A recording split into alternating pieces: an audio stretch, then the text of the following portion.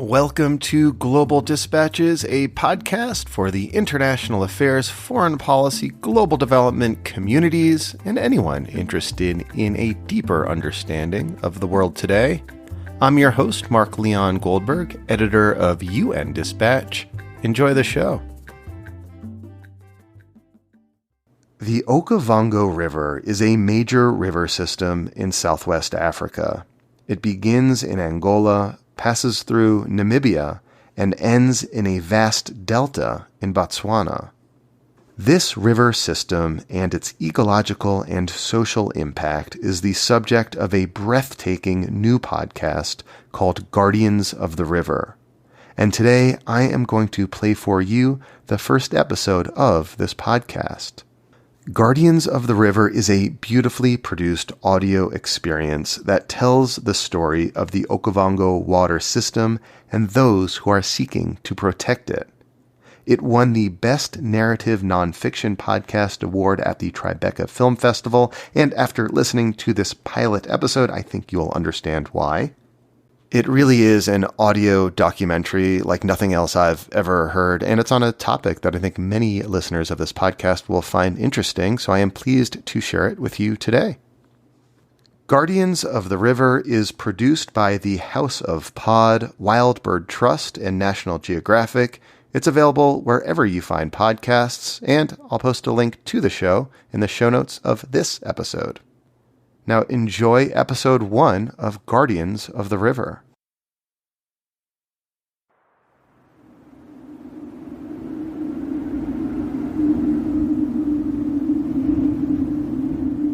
It's a place of life, death, and mystery, and it's called the Okavango Delta.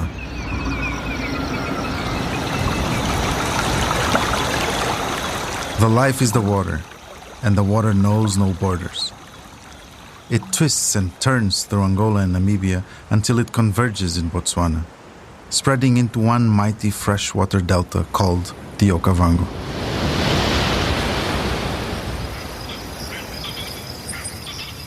The delta is the halfway point of the Okavango and Zambezi basins, and it is the beating heart of water for the inhabitants of 6 countries in southern Africa.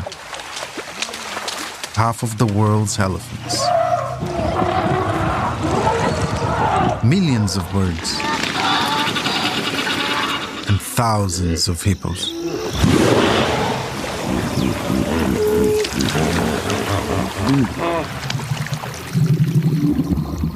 But sometimes, the water doesn't fill the delta, and no one really knows why.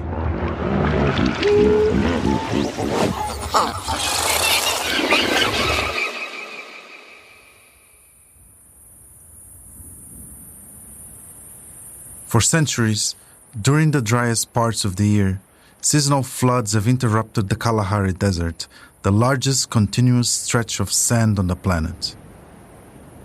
Without the water, the desert takes over. The reeds choke the channels, and the animals and the people wander inward, deeper and deeper, searching. Sand becomes layered with trash and animal corpses. That is the death. And as for the mystery, I can't even pretend that there is just one. Where does the water come from? What happens to it? Who exactly relies on it? And what if all of a sudden, it stopped?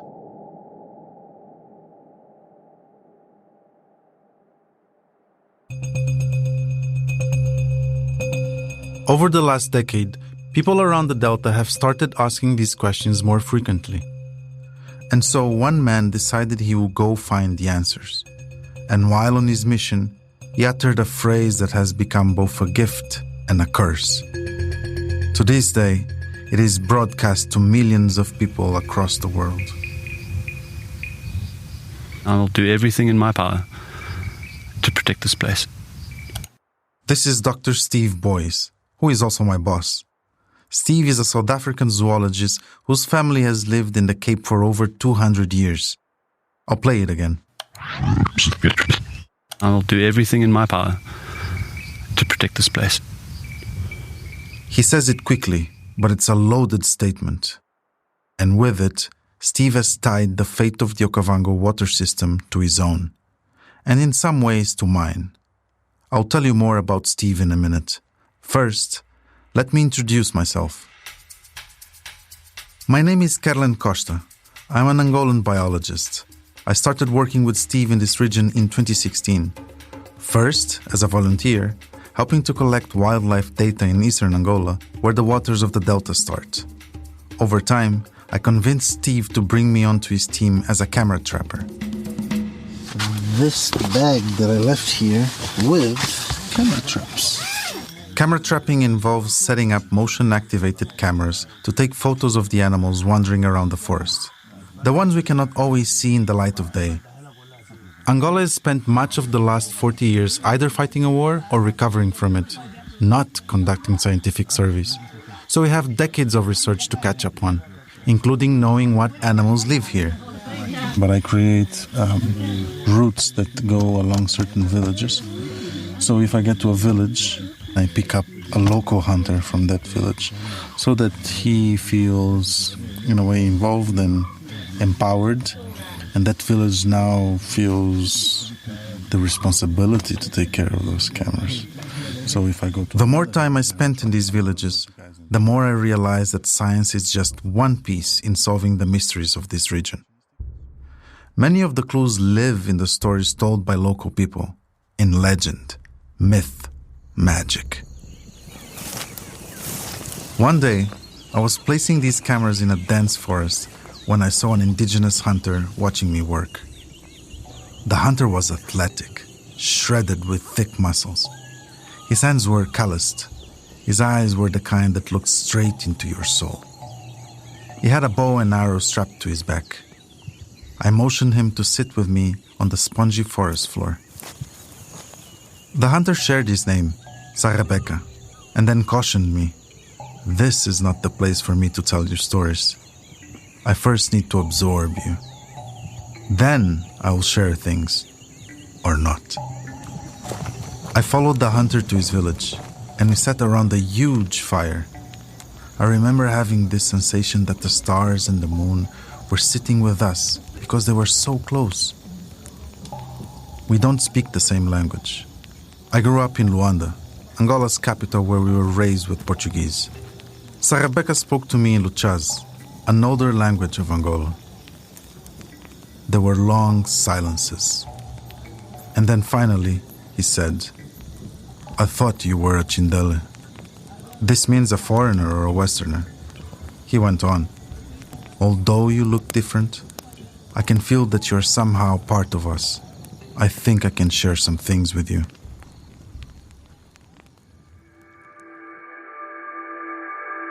In the morning, Tribeca and I walked deeper and deeper into the forest.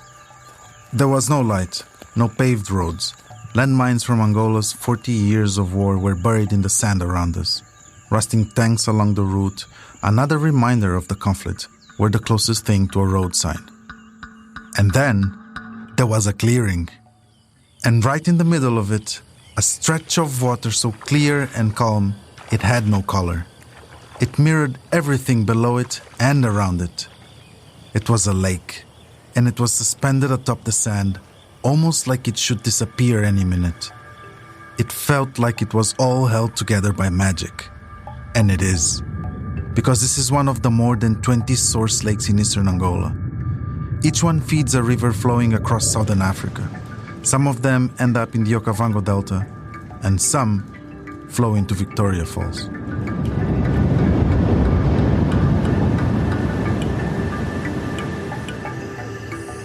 These lakes are quite possibly some of the most important bodies of fresh water on this part of the continent. And yet, so few people know they exist. While the local community obviously has spent time in this place, Tribeca is the one who brought me here, there is not a single structure or boat near the lake shores. It looks untouched, pristine, a conservationist stream. And it is this way for one big reason. Mukisi. Staring down at the lake, Tribeca told me the story of Mukisi in a whisper. Mukisi is a myth passed between generations of local people, coming to life over campfires and bedtime stories. It is a dragon that lives in the source lakes and terrorizes any person who comes close to its shores.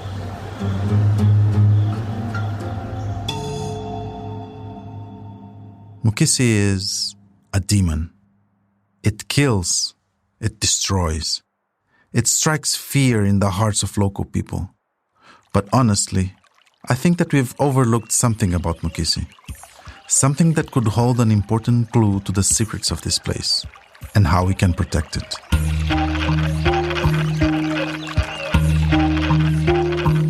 This podcast is a story of the guardians of the water and their secrets. These guardians have a monumental task, trying to protect a remote, near pristine environment facing threats from all sides. Threats like wildfires, drought, habitat destruction, industrial development, overhunting, and charcoal production, as well as generational wounds from a history of colonialism, war, and displacement of indigenous people.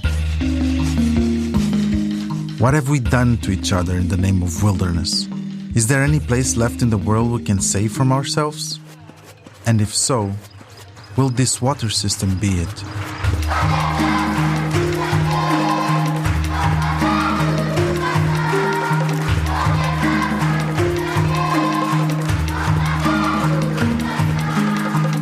You're listening to Guardians of the River. I'm your host, Kerlan Costa, and we're a podcast exploring how to protect some of the most remote and wild places on the planet, starting with the Okavango Delta and the source lakes.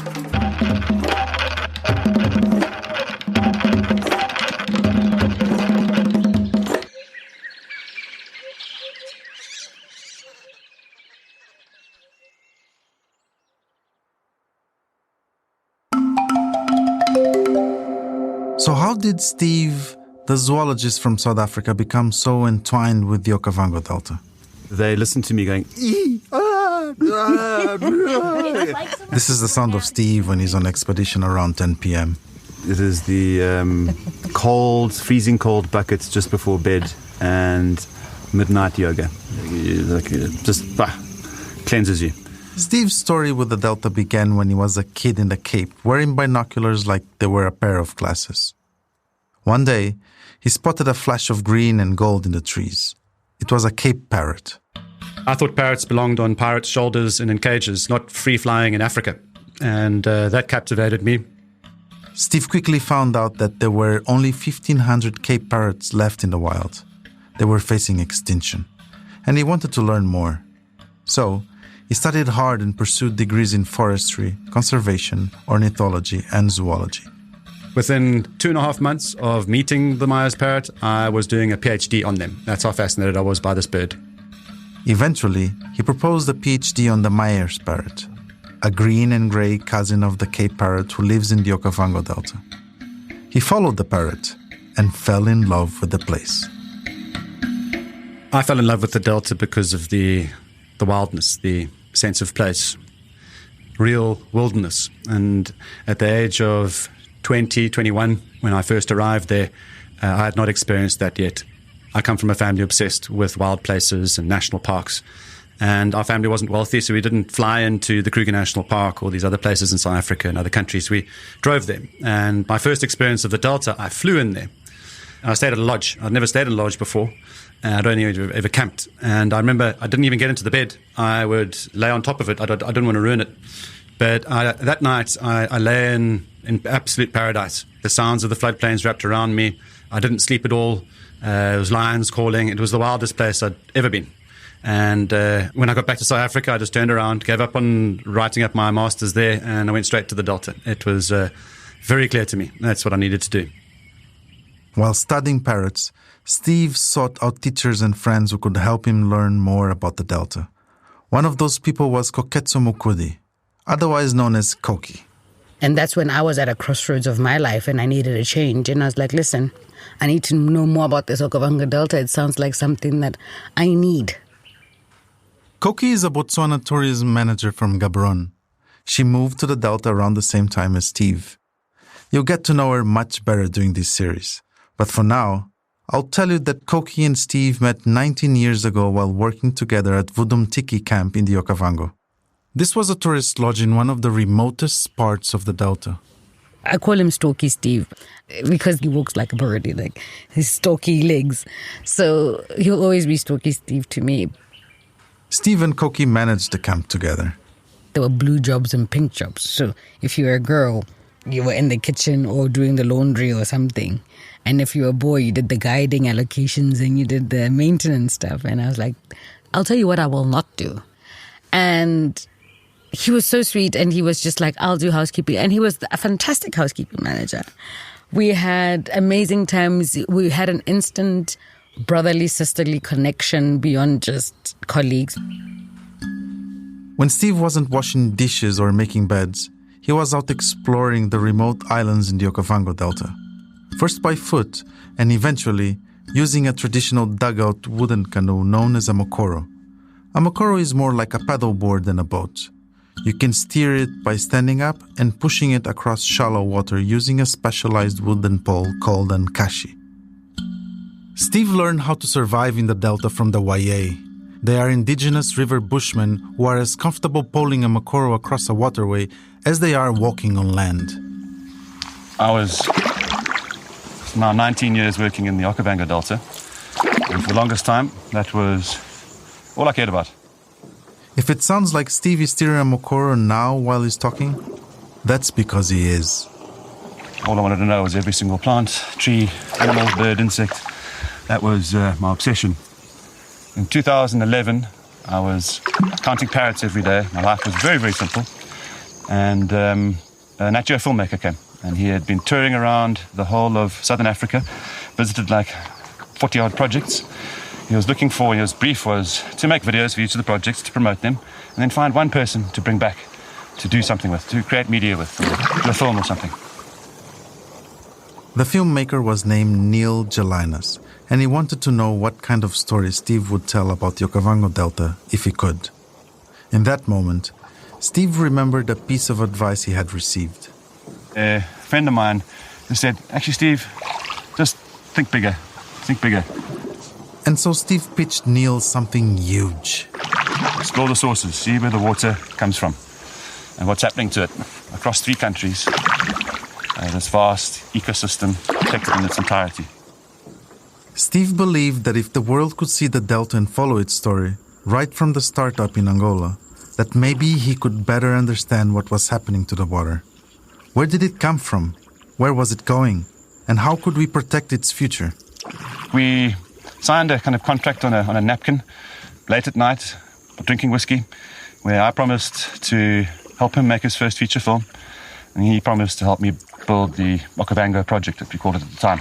That was kind of the trigger for this massive change. I kind of was really happy sitting there in the mountains, quietly living this simple life. And now my life's not simple. 1, 2, 3. Wait. I've spent the last 6 months looking at satellite imagery and trying to imagine what this place looks like. And this is nothing like what I expected. We were expecting a river here, and we didn't find one. That's what Steve sounds like when his life is anything but simple. You all right? You are broken. Physically. Mentally, the main thought is, I've made an incredible mistake.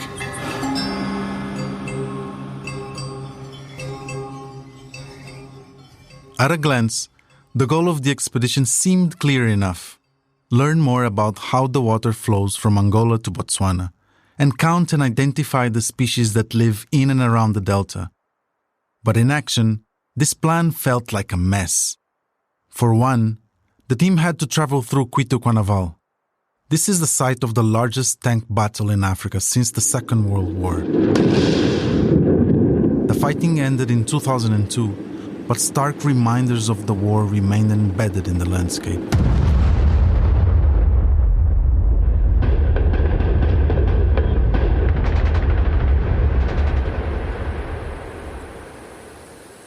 To this day, the area is strewn with landmines and unexploded bombs.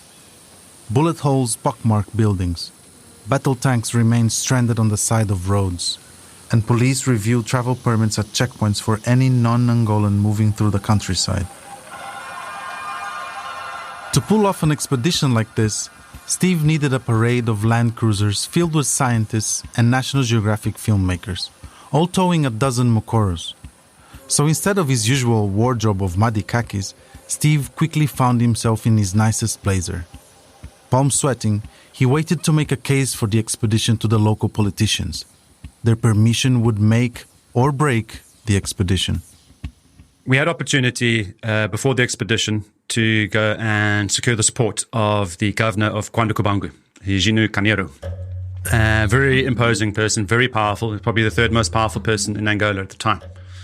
And I went to his palace. He was in a kind of lavender safari suit, ivory cane, kind of stereotypical African leader with his entourage, all in black suits and dark glasses. It was, very impressive.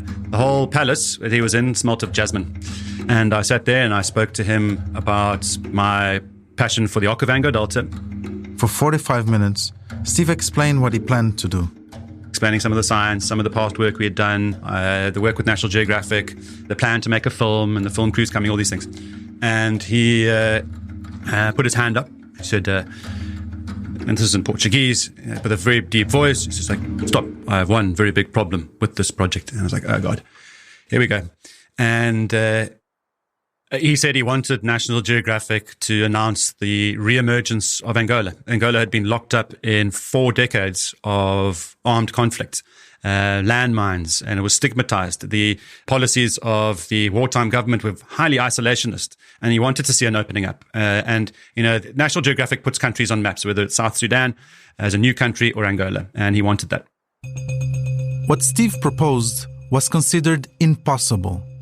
He wanted to travel from the source of the Okavango, following rivers with Mokoros, all the way to the delta.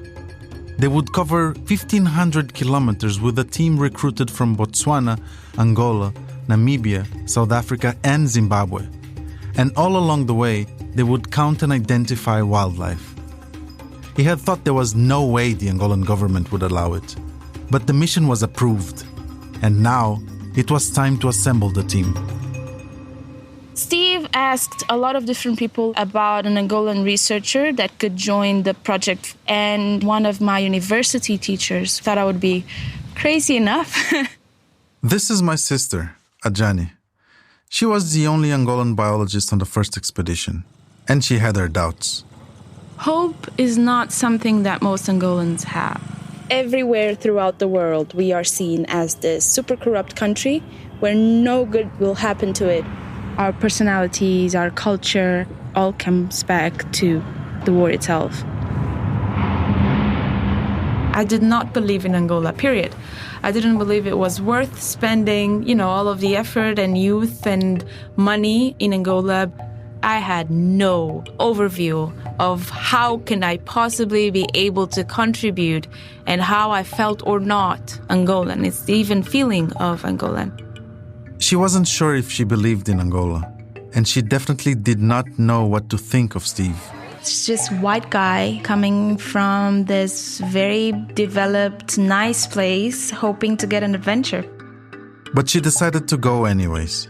It was almost a responsibility, a dual responsibility as an Angolan and as a scientist. Steve's next pick for his team was a river guide. Someone he had known since his days running small research expeditions from Vundumtiki camp.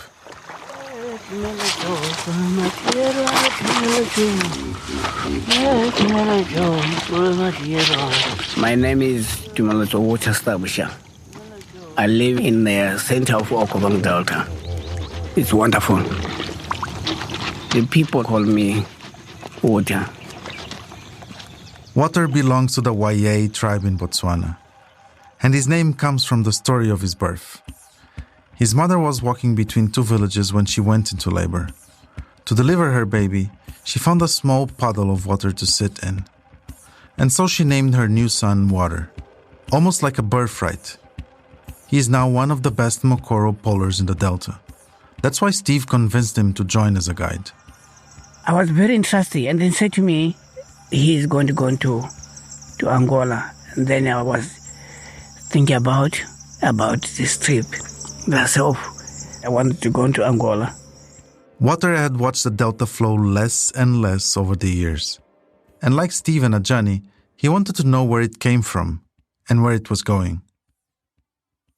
These three, along with a handful of scientists, YA pollers, and a film crew formed the final expedition team.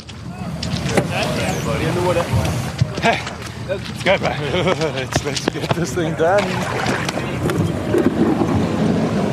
The first real surprise of the expedition came right at the start. It is a doozy of a forest, this is.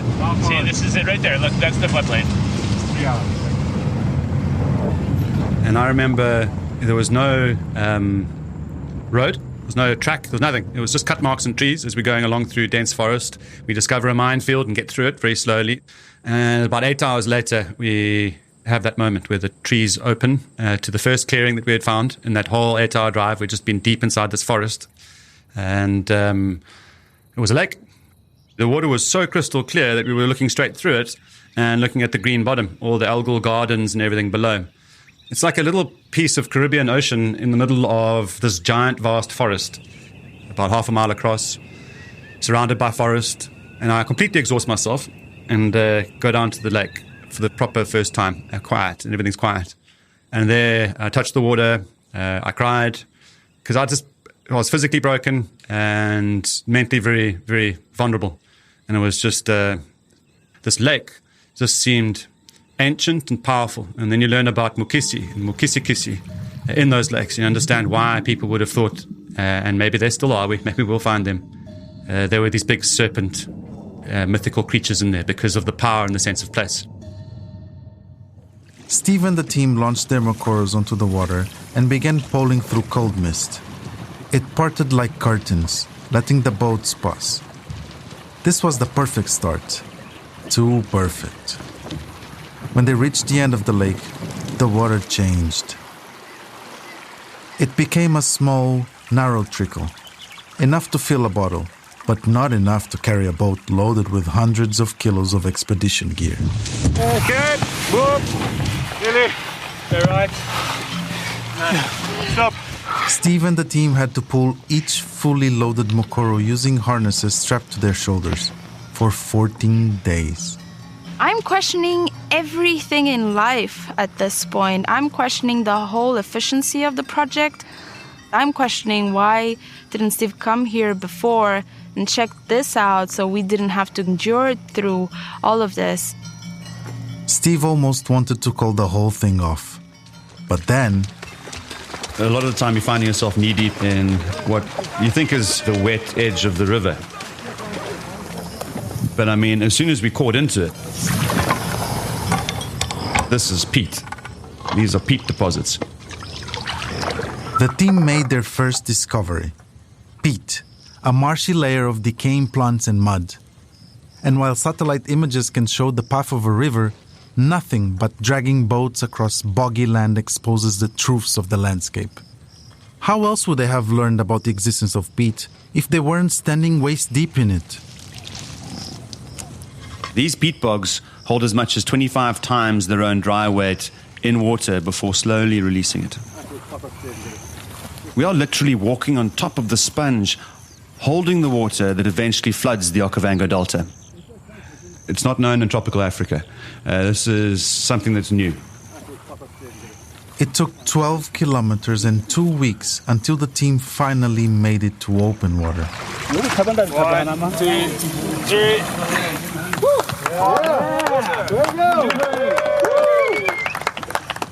Even though Steve and his crew could now paddle a river, they faced more hardship. Fires, smoke. It was suddenly everywhere. And it's burnt all the way down the channel, all the way south. Now it's close to camp.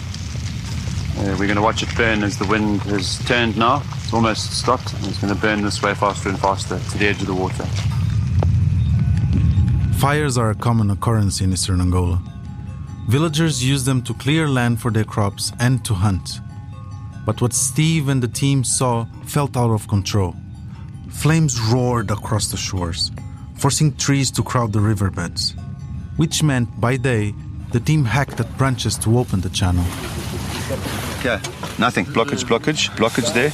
Nothing, yeah. Just trees. Yes. Just a forest. Blockage. Escaping the fires, trees are now growing into the river, choking it.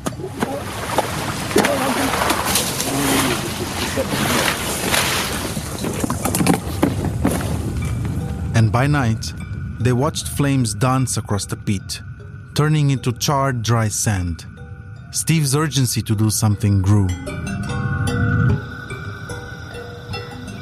Without forest, without peat deposits, we lose the water. It isn't stored somewhere, it's gone.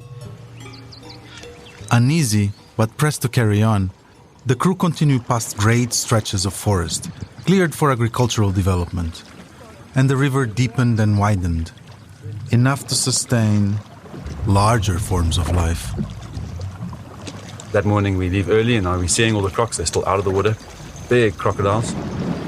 Steve and his crew were floating on the water. And my brother behind me, he calls, like, the reeds are moving, the reeds are moving.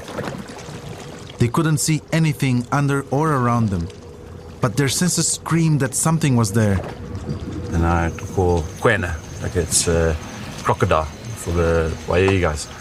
I can see a trail, but there's no sign of a croc. And I see this big swirl on the right.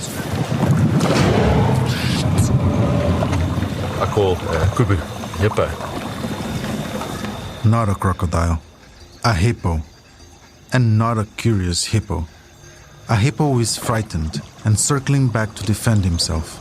And as I'm waving back, you look, and it's like the water next to on the left just like lifts up like a big breath. It's about 1.5 meters, 6, 7, 8 foot of clear water, and its face appears there, and it's the next thing. It's like, wow! Now you're like underwater. It's just bubbles everywhere.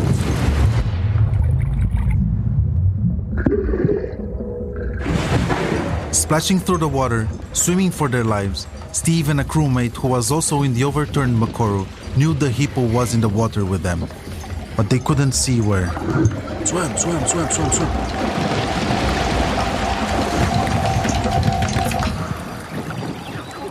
They made it safe to shore, and the team retrieved the broken boat, punctured from the forceful bite of hippo tusks.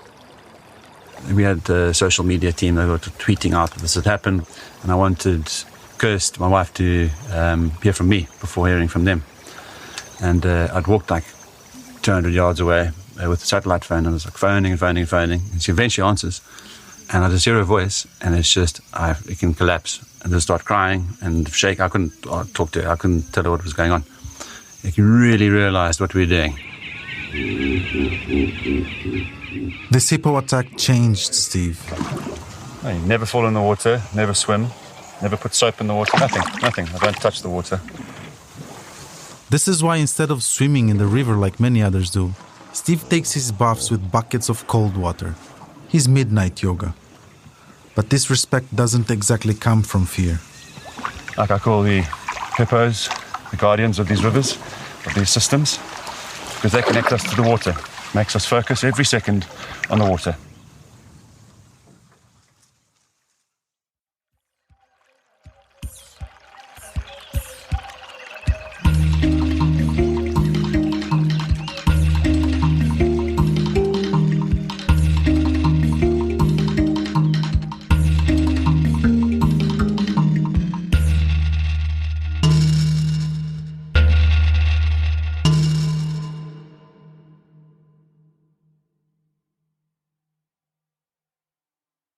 Connection might be the most important thing for Steve, linking the start of the water, the source lakes, with the delta. Joining together people from all countries of the water system on one expedition, binding the history of a place with the potential of its future. For him and the team, the thing that does this perhaps most profoundly are elephants. This land was so famous because of its elephants, and they were just as important as the diamonds in the country. That's gone. Over 100,000 elephants were completely eliminated. That piece of the puzzle that connected Angola to the rest of the world is gone. The team spotted and identified many animals on their journey. Of course, the hippos and the birds. Read copy. Squawker. Spurring. But as they neared the border, the chances of seeing elephants became slimmer and slimmer. I mean, we spent 2 months seeing tracks of animals, but not really seeing wildlife. And you kind of start wondering the amount of effort you'll have to put in to see one, just one. And when hope was almost gone, elephants. We have elephants in Angola. We actually finally found them. This is amazing. This is really amazing. It's a symbol that connects our past to our potential future.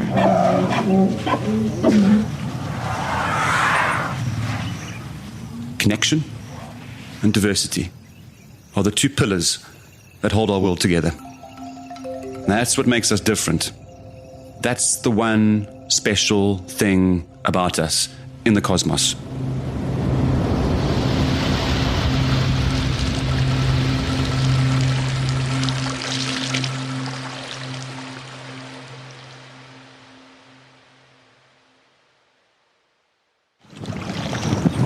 Riding on the euphoria from encountering elephants, a few days later, the crew crossed the border over into Namibia.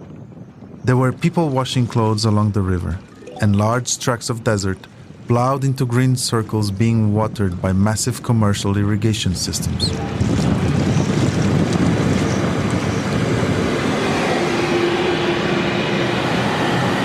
Although Namibia has the highest population density along the river, the water only runs through 60 kilometers of the country before another border crossing into Botswana.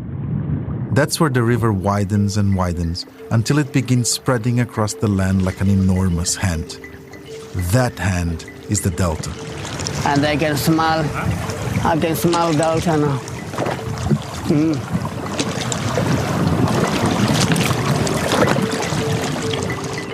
Add another 10 white-faced duck, 1 yellow-billed stork.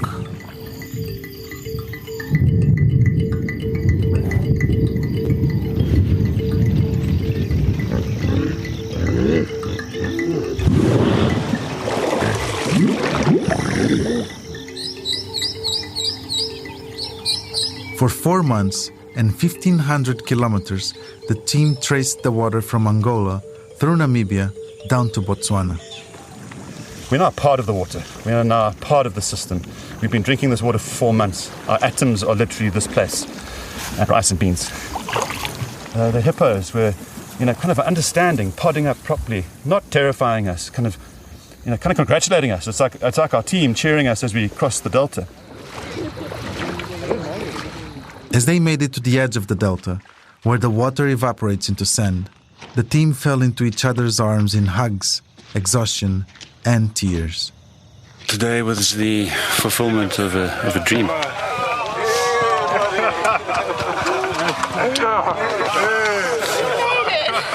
We dreamed this place for a long time. Now we are right here. This is the place we're looking for. I think that expedition brought this vision that Angola is worth it, that as an Angolan, I have the responsibility to help protect what is mine and what is ours, what is everyone's. And that shifted completely the way that I perceive my career path, because I strongly believed my career path was international and abroad. And all of a sudden, I saw myself spending my whole life working in Angola, specifically in the Okavango.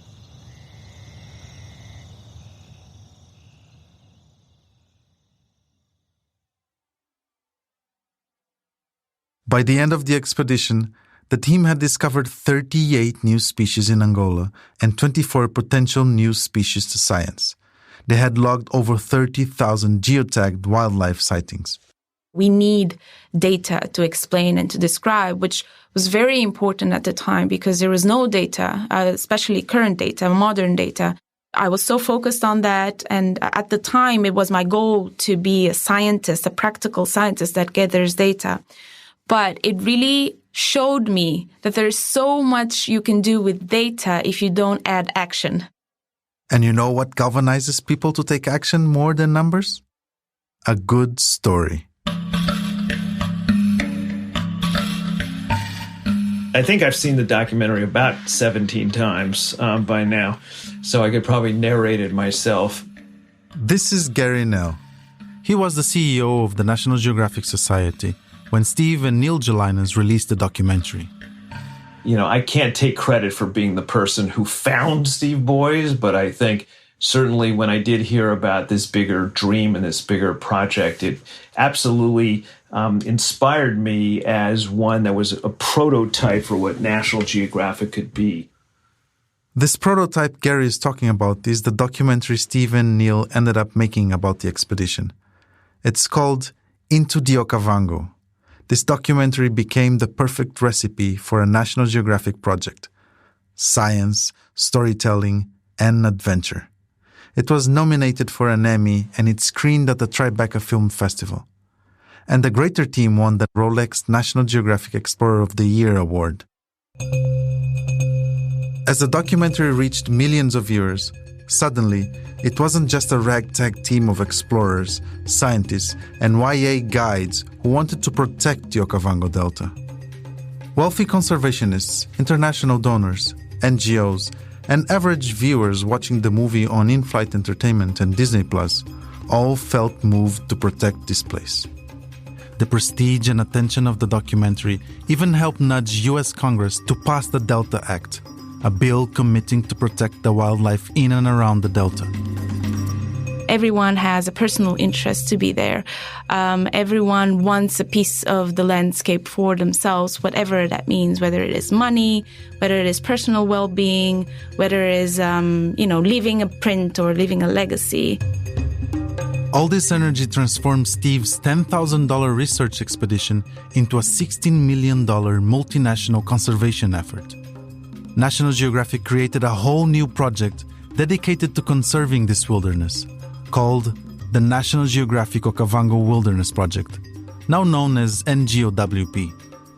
And this project has attracted more funding from National Geographic Society than any other project in their 150-year history.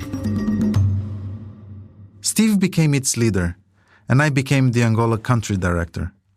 While I'm still in charge of our photo trapping efforts, my primary role is guiding our relationship building with local communities. I'm the translator between local people's desires and their concerns with the project. They are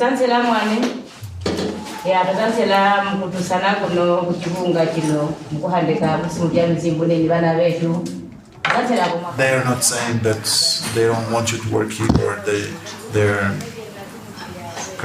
they have reservations. No, they very much welcome you with both hands, and they're aware that the attention of the country, of the world, is on the project to work here and to implement their ideas. So everyone is watching, and they are watching.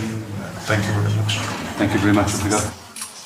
The more I listen to the village's concerns, myths, and traditions, the more conflicted I feel about how an outside organization can best protect this place. That's why I pay such close attention to Mukisi.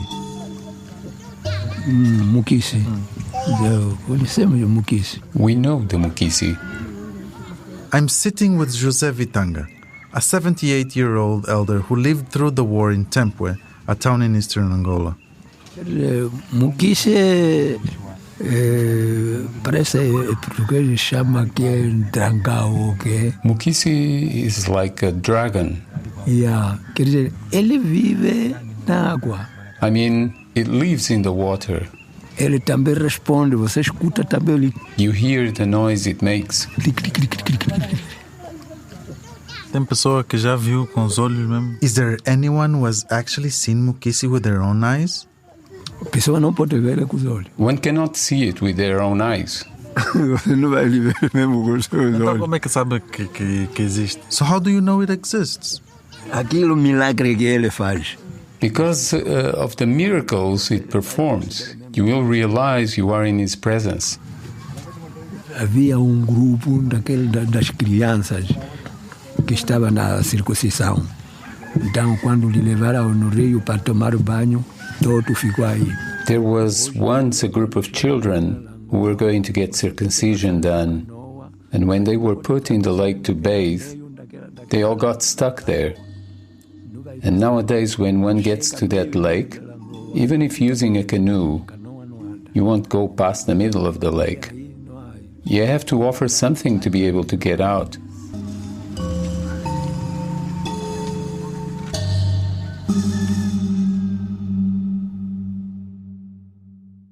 Is it crazy to call a dragon swallowing a group of children a miracle? To me, it sounds like it belongs in the list of threats that the expedition team faced. An agitated hippo rising from the river, a fire blazing across the horizon. I think there is something here. Wisdom that is hundreds of years old that tells us exactly how we will protect this place. When the camera stopped rolling and the boats are stored away, how do Steve, Koki, Water, Vitanga, the villagers of Tempwe, and myself all come together? How do we protect this place for the future? This podcast will follow what happens when worlds come together and at times collide with the common goal of protecting a place. Next time, we go looking for the lost ghost elephants of Angola and find out why protecting them can be complicated. You're listening to Guardians of the River, a podcast about the quest to safeguard one of the world's most remote and wild lands. I'm your host, Kerlen Costa. This story was written and recorded by Kat Jaffe and House of Pod in partnership with the National Geographic Okavango Wilderness Project. This podcast is funded through a National Geographic storytelling grant and the Wild Bird Trust. If you're new to podcasts, you can find a guide on how to listen to this show and support the project at wildbirdtrust.org. You can also find this podcast on Spotify, Google Play, Apple Podcasts, SoundCloud, Stitcher, or wherever you listen to great audio. We owe an enormous thanks to Neil Jelinas and Kaya Answer for allowing us to use recordings from their documentary. Our fact-checker is Amy Machado. Our producer is Juliette Luini. Our illustrator is Fernando Hugo Fernandes. Our audio editor is Jason Patton. We had story editing help from Rebecca Mendoza Nunziato. And our composer is Victor Gama, who is also the voice of José Vitanga. Sadly, José Vitanga passed away a few days after our interview, and we are so grateful to have had the chance to hear him speak. A big thank you to Geração 80 in Luanda. And thank you always to Dr. Steve Boyce and John Hilton of the Wild Bird Trust, who have sponsored and supported this production. And from me, Kerlen, Moyo Eno.